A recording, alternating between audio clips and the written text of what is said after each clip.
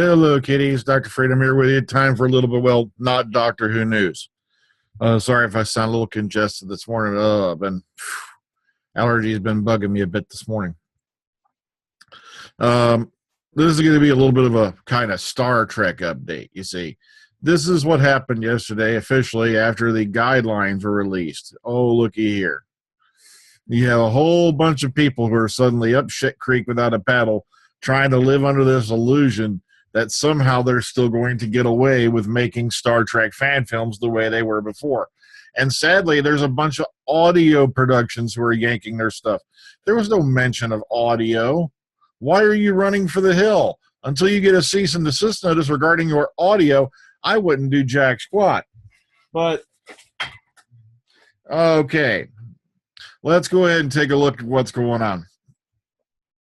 I can't believe this. I am still seeing sites out there who are saying it's all Axanar's fault. I was never one to support Axanar. Yeah, like that's going to get you laid down at the movie theater on a Saturday night or something, that you stood up against Axanar.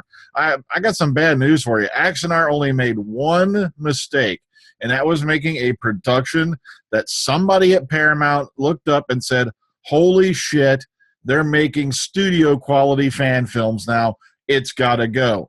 Especially given the fact that they've got a television series coming out soon that regrettably us older Star Trek fans don't give a damn about. And a matter of fact, I'm beginning to believe that this is Paramount's way of saying, F you old fans, we don't need you anymore. We'll just take our new fans from the 2009 on and screw all the rest of you guys. And I think I don't know, maybe it's just me, maybe I'm just being paranoid. But let's get back to the article. Aftermath. This is how the new guidelines affect current fan productions. In the aftermath of the release by CBS and Paramount production guidelines on June 23, 2016, stunned fan producers assessed the impact of the new restrictions on their shows. By the way, as far as I know, you got to remember, the guy who really set the bar, and he did set the bar high, was Jim Cawley. And he is the guy who runs Star Trek, Phase 2, a.k.a. New Voyages. And so far as I know, he's not said a word. And I had this eerie, there was rumors going around that he was going to finish up this last film, and he was done anyway. But I don't know. If we hear something from James Cawley, I'll pass it on to you. But it's just amazing to me. They just happened to put this out on his birthday. Was that a coincidence? I don't think so. I really don't. Because Star Trek Phase 2, a.k.a. New Voyages, was, one of the really big trendsetters in fan films.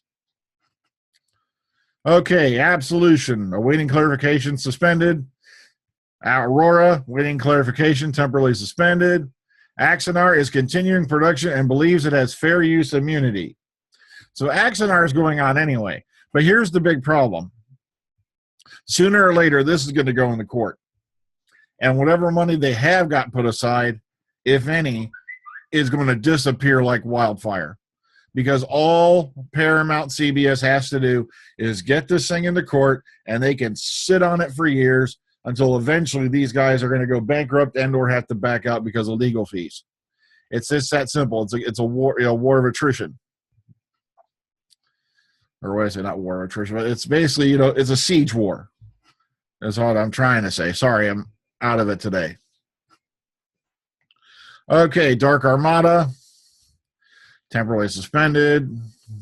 I like that. Suspended indefinitely. This is an audio drama. I don't even know if they're still running. Equinox, suspended indefinitely. Farragut is awaiting clarification. Hanglar MD, audio drama, suspended. Intrepid, awaiting clarifications, temporarily suspended. Lost Frontier, audio drama, removing all episodes. The thing is, there's been no mention of this encompassing audios. So I don't know why the audio dramas, as I said before, are backing out. Melbourne, continuing production, believes it complies with guidelines. Nature's Hunger, continuing production, believes it complies with guidelines. I got some bad news for you. If you're making more than one episode, you're not complying with the new guidelines. And if your episodes are longer than 15 minutes, you're not complying with the guidelines. The guidelines are impossible to follow. I wish some of these guys would wake up out of this suspended reality they're in and go, wait a minute, they're bending us all over, because guess what? They are. Project Potemkin believes it complies with guidelines. Now, look, this one is not a bad one. You know, some of the acting does get a little bit stiff, but some of the stories they put out, I've really enjoyed. But the problem is this: you've made more than one story. You do not comply with guidelines. You're building on the same, well, not really a big story arc, but still, you're not complying with the guidelines. They're going to bend you over too, dude. Renegades is no longer a Star Trek production. That's right. Renegades put out the announcement that officially, as of this, that date, everything that is Star Trek related is now been removed. Matter of fact, one of the guys put out a picture from the set where they were filming. It's mainly green screen, and you'll notice if I can find it, I'll have to go take a look, see if I can find it again.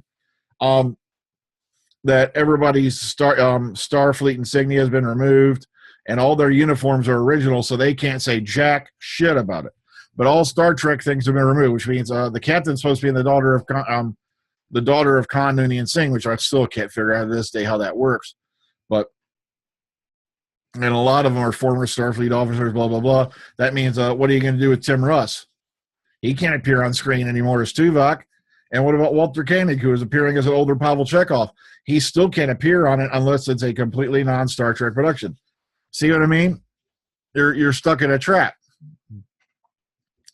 Suspended indefinitely on Saladin. The Section 31 files was audio, and they're removing all their episodes. They're running for the hills. I love how this awaiting clarification, temporarily suspended. Guys, they told you all you need to know. You're done. You're over. You just bend over and take this. You're over. Suspended indefinitely, awaiting clarification. I have to find out where he got that because I'll have to say it. I don't remember him saying anything yet. Website down, official status unknown, likely suspended indefinitely. So they've pulled the Star Trek. I'll have to go double check this. But if this is true, they've pulled Star Trek Phase 2 completely. If I were you, I'd go yank all the episodes you can before they disappear off YouTube. Shadows of Tyranny and Yorktown, I've never seen that one. And either way, suspended indefinitely, temporarily suspended. And special thanks to this fellow here for going. So on the last count, there's more than 50 different shows and projects that were in progress, and this chart is likely to be updated as they go along. So I'm going to have to keep this one bookmarked. So just to give you a little idea, everybody has either buried their head in the sand or ran for the hills because they're all scared. Oh, I got some bad news for you. This was going to happen anyway. They had their eyes on the web because their new TV series is coming out. And there's been a lot of talk about just how "quote unquote" good the last couple of last movie was. If you look into the stuff regarding Star Trek "quote unquote" Into Arsonist, it did not do so hot, especially with the older fans who are really pissed off when they saw how much they rooked out of Star Trek II: The Wrath of Khan to make this sad, pathetic, sexed up, watered down hunk of shit that they called Star Trek. Not to mention, come on. Oh, Spock going back in time has suddenly turned Khan from Ricardo Montalban into Benedict Cumberbatch? Please. Oh, look, you really should want to see how well they researched the thing they were raping? Go take a look. Planet Kronos for the Klingon Empire. I don't know about you, but for the entirety of the Next Generation and the movies and onward, I think it was, the homeworld of Klingon, the Klingon Empire, was spelled Q''ONOO. Yeah, sorry, I lost my O's. Q''ONOS. Yet suddenly here in the movie, it's spelled KRONOS. And that right there shows me just how much they gave a shit when they did their research to bend over Roddenberry's original vision and take it for a little romp. You see, when they can't even get the little details right, that tells me just how much they screwed things up. Well, kind of like my favorite one with Ron Moore and the DVD release of the New Galactica, saying they never once said how the war got started between the Klingons and between the Cylons and the humans in the original series of Battlestar Galactica. Yet, if you watch Saga of a Star World, which was the first opening movie, aka part of the series, it's right there, and I think the second part. You see what I mean? They can't even get the details right. Oh well, so I just wanted to update you on that. So take care, everybody. If more comes out about this quote-unquote travesty that they're calling the guidelines, I'm definitely going to keep my eye on it.